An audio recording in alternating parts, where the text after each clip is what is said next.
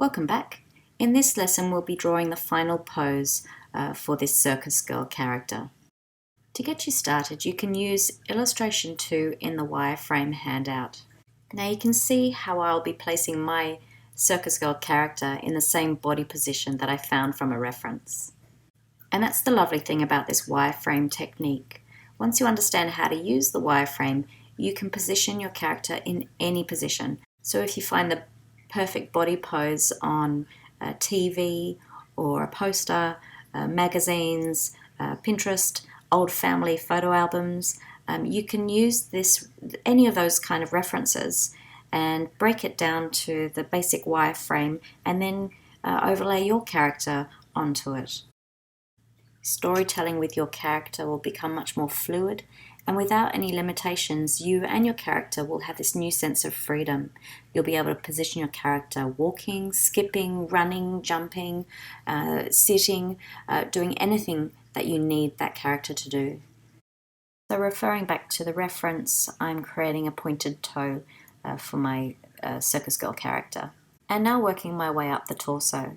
Now I am using reference, but I'm also aware that the age of my reference and the age of my character is very different.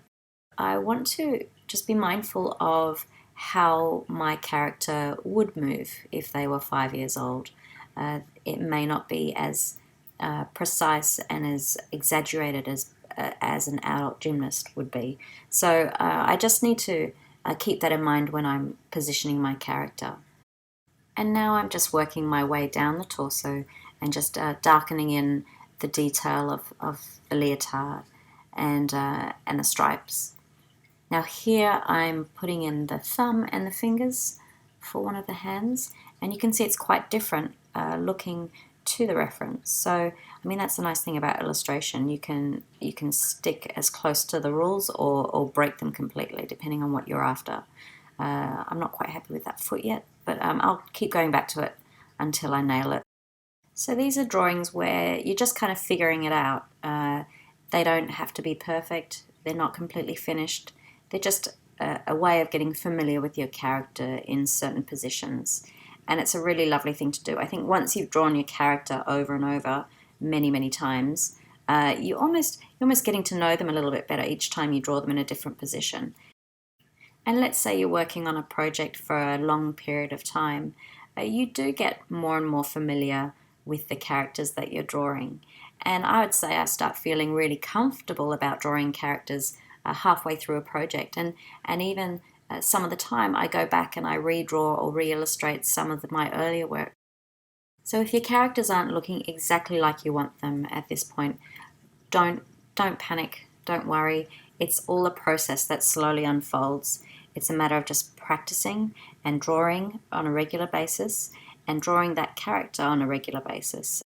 I mean, it takes time to get to know someone in great depth. So allow yourself that time and space to get to know your characters and allow the process to happen. The more you draw your character, the more confident and the more familiar you will be with them. So just give it time and don't be too hard on yourself or your character for that matter. So for me, this pose is a much more gentle pose than the other poses. And it's nice to explore, I guess, the full spectrum of emotional traits. So from adventurous and exaggerated to something maybe more soft and gentle and lovable. So think about choosing poses that tell the entire story of your character, the good, the bad, the full spectrum. So my final attempt at this foot that's been driving me crazy this whole time, and I think I have it now. So I'm really happy with how my character's turned out, and I'm just going to put in the final details, and then I think we're almost there.